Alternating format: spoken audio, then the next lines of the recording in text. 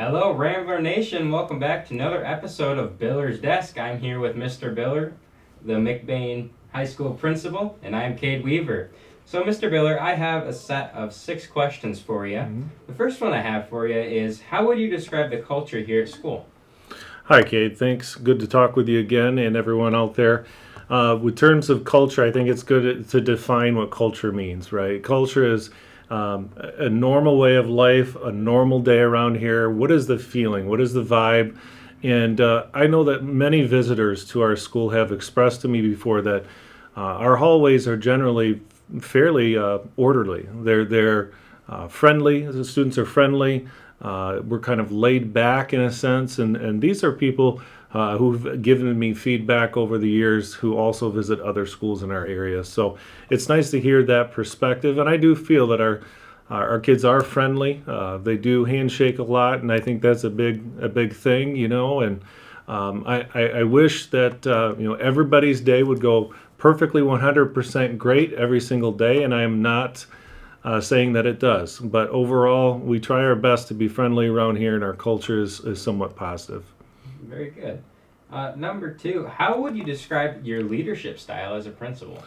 Well, I don't think that I would say that I'm an authoritarian or a dictator, okay?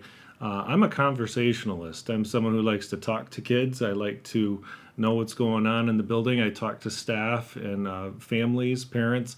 I talk a lot. My wife says that about me as well, and that's why she goes the opposite way at the grocery store. So when we're doing that. So, but to be honest with you, leadership is something about having a servant heart, a servant oriented kind of way of helping others. And I think that along with being a coach, as long as I had in my previous life was a teacher. I believe in teamwork, and just working to try to have everybody work the best they can together. We're all trying to do school here together. We're trying to do life together, and I just want everybody to get along. And leadership, in terms of leadership, we want to move forward in a very positive way, the best way that we can. That's awesome. What is the school's approach to reaching and maintaining school safety? So school safety is a big topic, right? Everybody, feels comfortable in a different way. Some more lax than others, and so school safety it's very important. If the staff and students don't feel safe here, then learning can't happen. So I think our school board has really done a nice job this last couple years of adding Mr. Fouch, Jake Fouch, to our team as the school resource officer, school safety officer, I should say. And as a school safety officer, he roams the halls, he looks at cameras, he keeps the place safe, and I'm very, very thankful for the addition of that staff member and Mr. Fouch. He's been pretty good at getting to know all the kids, and I think he means well by the kids and wants to keep everyone safe at the school. For me, school safety means that kids are where they need to be on a daily basis. I know sometimes that's challenging for some. When a student has a bad day, sometimes they skip class or they don't go to where they should be, and that concerns me. Making sure that teachers communicate where their students are at any given time is very important because they're responsible for those students each and every day. So it's something that's always in the back of your mind, and I hope to be as visible as I can so I know what's going on. But our complex is very spread out here, and so I'm glad to see that our community has passed a bond, and we're looking to remodel our entrance to our high school, and then also with it the flow of traffic and people. That's a great idea there with the bond. I never heard of that yet. Yep. Um, what makes a good day here at school? Well, a good day for me is that kids can get something out of school, that they can enjoy school to a level that is more so than what I would hear sometimes is boredom, right? A lot of kids use that term boredom, or I'm bored, or it doesn't. A good day for me would be that each one of our students has something or a class to connect with that makes meaning to them. And then think about how that can play into life future forward. And so that would be a good day for me. Our teachers can teach, they can feel energetic and feel connected to their students. The students can be supported in what they want, and everybody can find a little something that means something to them. Great. As people have become more tech savvy and grades are online, what is the purpose for having parent-teacher conferences? Yeah, that's a good question, Kate. That's a good question. That's something we've kicked around a lot around here. I think that our community does still like the opportunity to sometimes come in and talk to teachers face to face. We have digital platforms now with Google Meet and Zoom and things we can offer to parents or guardians if they need that. So the idea of parent-teacher conferences in the old school session is where there's time to come in and talk in person. And so that is just changing. I think we are blending how we're doing parent-teacher conferences. And let's be honest, for the most part, students, when they get to be older and a little bit more mature and take care of their grades are online and are transparent to the students' parents. And so they may know already what's going on in a student's workload and class load and what's going on, but nothing can replace the conversation between a teacher and a parent just to be able to know what's going on. Parents and teachers talking is not a bad thing, and students, I want them to understand that it's not a bad thing that they talk sometimes.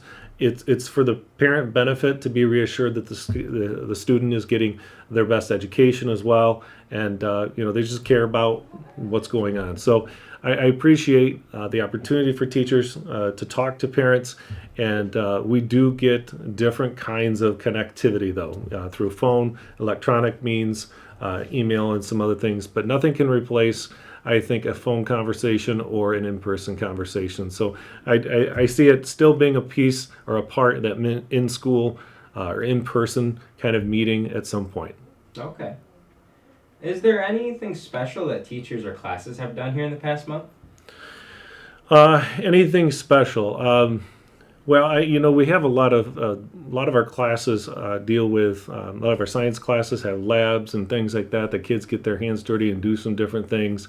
I think it's always nice to point out how connected we are with our younger kids in the middle school and elementary.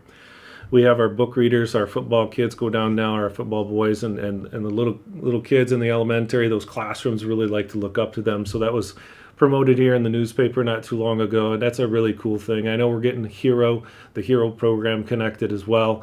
Those are special things. We're a unique K-12 district that we can be able to walk amongst our complex, and we can interact with those younger kids and be role models. And I challenge all the high schoolers. When you are out and about on a bus or at an activity or a basketball game or a football game, if you understand how much the little kids looked up to you, there's really a lot of good things that can be gained and gleaned from that.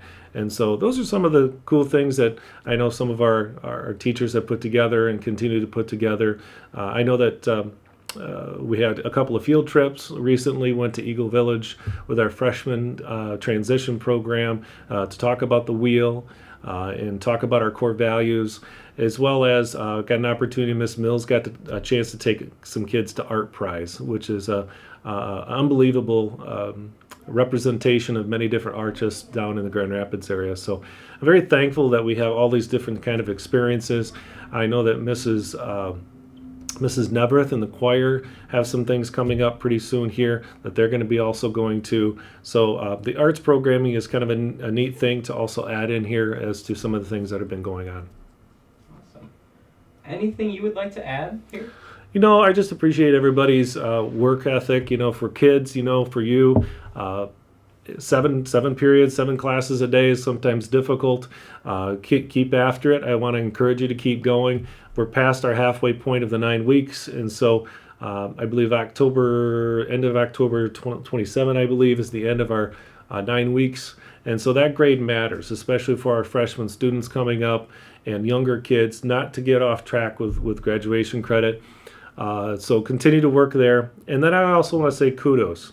I want to give kudos to our students for showing up. We have an unbelievable jump in our attendance overall from last September, and we were up 2.5%. So we had 94, I believe, 94%, somewhere around there, and we're now increasing that to this September now. And I appreciate so much for kids showing up, because half the battle is showing up.